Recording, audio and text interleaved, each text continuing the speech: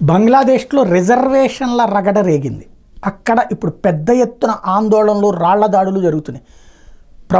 పాత ప్రభుత్వమే మళ్ళీ ఎన్నికైతే అస్థిరత సృష్టించడానికి విపక్షాలు చేస్తున్నటువంటి కుట్ర ఇప్పుడు అక్కడ దాని వెనకాల పాకిస్తాన్ హస్తం స్పష్టంగా ఉంది. ప్రస్తుతం రిజర్వేషన్ల వ్యతిరేక ఆందోళనతో బంగ్లాదేశ్ అల్లకల్లోలం అవుతుంది.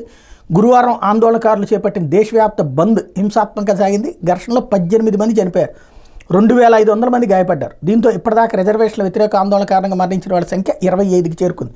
మరోవైపు దేశవ్యాప్తంగా బంద్ జరిగింది. జనజీవనం స్తంభించింది. వాణిజ్య సంస్థలు, దుకాణాలు, మార్కెట్లు, రవాణా వాహనాలు నిలిచిపోయాయి. ప్రజలు ఇళ్లలోంచి బయటికి రాలేకపోయారు.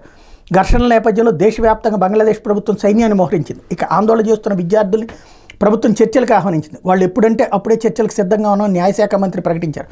ప్రభుత్వ ఉద్యోగాల్లో రిజర్వేషన్ సంస్కరించాలని కోరుతూ దేశవ్యాప్తంగా విశ్వవిద్యాలయాల్లోని విద్యార్థులు వారం రోజుగా ఆందోళన చేస్తున్నారు. ఈ నేపథ్యంలో గురువారం బంద్కు పిలిపించారు.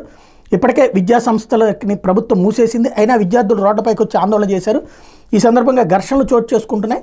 పోలీసులు కొన్ని చోట్ల రబ్బర్ బుల్లెట్లు ప్రయోగించారు. ఆందోళనకారులు ప్రభుత్వ అనుకూల విద్యార్థి సంఘ నేతలు ఇటుకలు, వెదురుకర్రలతో ఘర్షణ పడ్డారు. ప్రభుత్వ టీవీ ఛానల్ బాబన్ కార్యాలయం మీద ఆందోళనకారులు దాడి చేశారు. దీంతో 1200 మంది సిబ్బంది లోపలే ఉండిపోయారు.